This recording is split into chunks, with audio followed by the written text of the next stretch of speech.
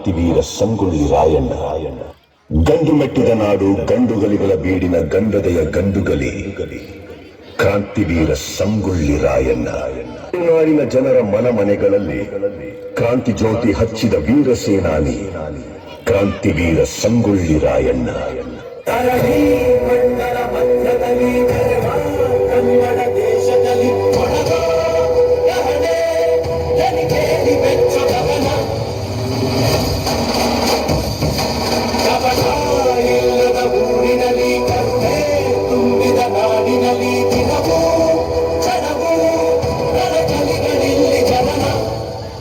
ಕನ್ನಡದಲ್ಲಿ ಉಸಿರಾಡುವುದೆಂದರೆ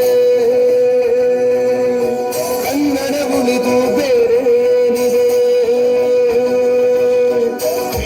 ಭೂಮಿಗೆ ಗೊತ್ತು ಕನ್ನಡ ಕಿರುವ ಕತ್ತು, ಭೂಮಿಗೆ ಗೊತ್ತು ಕನ್ನಡ ಕಿರುವ ಕತ್ತು. ಕ್ರಾಂತಿಗೆ ತಿಲಕವನಿಟ್ಟ ನಾಡು ನನ್ನದು.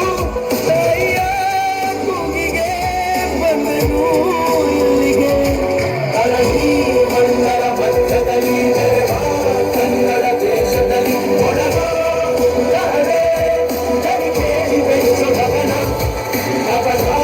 ಇಲ್ಲದ ಊರಿನಲ್ಲಿ ಕರುಣೆ ತುಂಬಿದ ನಾಡಿನಲ್ಲಿ ದಿನವೂ ಜನವೂ ಕಲಿಗಳಿಲ್ಲಿ ಜನನ.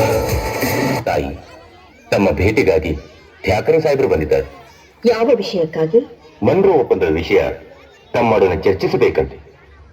ಕರೆದುಕೊಂಡು ಬನ್ನಿ. ಆಗಲಿ ತಾಯಿ. ಬಂದ ವಿಷಯ ಕಪ್ಪ ಕೇಳುವುದಕ್ಕೆ ನಾನು ನಿಮಗೆ ಕಪ್ಪ ಕೊಡಬೇಕೆ? ಕಪ್ಪ ಕೊಡಲು ನೀವೇನು ನಮ್ಮ ಒಳ ಹುಟ್ಟಿದವರೇ, ಬಂಧು ಬಳಗದವರೇ, ಇಲ್ಲ ತಾಯಾಗಿದ್ರೆ ನಿಮಗೇಕೆ ಕೊಡಬೇಕು ಕಪ್ಪ? ಕಿತ್ತೂರು ನಿಮ್ಮಪ್ಪ ತಾತ ಮುತ್ತಾತಂದಿರು ಕಟ್ಟಿ ಬೆಳೆಸಿದ ಆಸ್ತಿ ಅಲ್ಲ, ಕನ್ನಡಿಗರ ಆಸ್ತಿ. ಹೀಗಿರುವಾಗ ನಿಮಗೇಕೆ ಕೊಡಬೇಕು ಕಪ್ಪ? ನೀವೇನು ಕಿತ್ತೂರನ್ನು ಕಟ್ಟಿದವರೇ, ಬೆಳೆಸಿದವರೇ, ಕಿತ್ತೂರಿನ ಸುಖ ದುಃಖಗಳಲ್ಲಿ ಭಾಗಿಯಾದವರೇ, ನಿಮಗೇಕೆ ಕೊಡಬೇಕು ಕಪ್ಪ?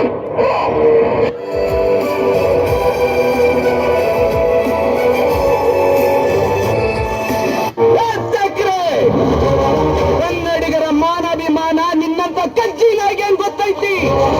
ಇದು ಕೆಚ್ಚದೆ ಕಲಿಗಳ ಬೀಡೈತಿ, ಅಂಜಿಕೆ ಎಂಬುದರಿದಿರ ನಾಡೈತಿ. ಕಿತ್ತೂರು ದೇಶಾಭಿಮಾನ ಸ್ವಾಭಿಮಾನದ ಗೂಡೈತಿ. ಇಂಥ ನಾಡ್ಗ ನೀನು ಜೀವ ಭಯ ತೋರಿಸ್ತಿ. ಅಪ್ಪಣೆ ಕೊಡಿತಾಯಿ, ಕಾಲ್ ಕೆದರಿ ಜಗಳಕ್ಕೆ ನಿಂತಿರುವಂತ ಕೆಂಪು ಗೋತಿ ತಲಿನ ಅಷ್ಟೇ ಟಕ್ಕರ್ ಹಾಕ್ತೀನಿ.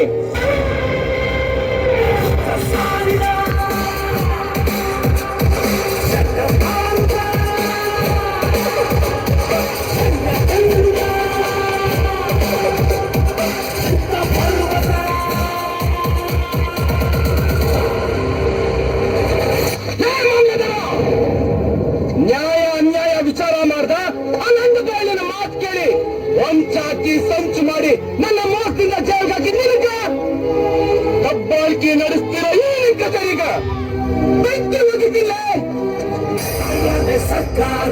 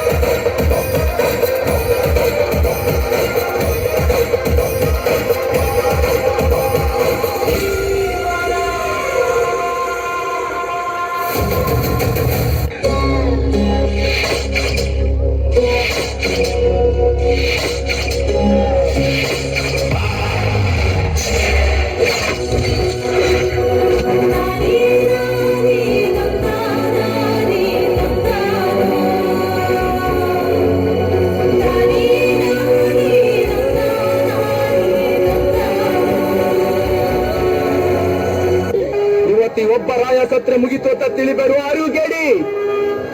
ಮುಂದ ಈ ದೇಶದಾಗ ಮನಿಗೂ ದೇಶಾಭಿಮಾನಿ ಮಕ್ಳು ಇರ್ತಾರ. ನಿಮ್ಮನ್ನ ಬೆನ್ನಟ್ಟಿ ಹುಚ್ಚು ನಾಯಿಗೆ ಬಡ್ದಂಗ ಬಡಿತಾರ. ಆಗ ನಟ್ಟ ನಡು ರಾತ್ರಿ ಆಗ ನಮ್ಮ ದೇಶ ಬಿಟ್ಟು ಕಳ್ಳರಂಗ ಓಡೋಗೋ ಪ್ರಸಂಗ ಬಂದೇ ಬರ್ತೈತಿ. ಭರತ ಭೂಮಿ ಸ್ವತಂತ್ರ ಆಗ್ತೈತಿ. ಕರುನಾಡು ಸ್ವರಾಜ್ಯದ ಬೀಡಾಗ್ತೈತಿ.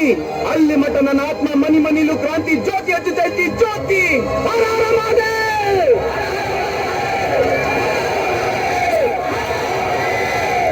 ಜನವರಿ 26ರಂದು ಗಲ್ಲಿಗೇರಿದ ಸಂಗೊಳ್ಳಿ ರಾಯಣ್ಣನ ಕಳೇಬರವನ್ನು ಅಲ್ಲಿದ್ದ ಅವನ ಅಭಿಮಾನಿಗಳು ದೇವಲೋಕದ ಪಾರಿಜಾತ ಪುಷ್ಪಮಾಲೆಯಂತೆ ಎತ್ತುಕೊಂಡೊಯ್ದು ಸಮಾಧಿ ಮಾಡಿದರು. ಫಕೀರನ ವೇಷದಲ್ಲಿದ್ದ ರಾಯಣ್ಣನ ಆಪ್ತ ಸ್ನೇಹಿತ ಬಿಚ್ಚುಗತ್ತಿ ಚೆಂಬಸ್ಸು ಆ ಸಮಾಧಿ ಮೇಲೆ ಆಲದ ಸಸಿ ನೆಟ್ಟು ನೀರಾಕಿ ಬೆಳೆಸಿ ಅಲ್ಲೇ ವಾಸಿಸುತ್ತ ಇಹಲೋಕ ತ್ಯಜಿಸಿದ.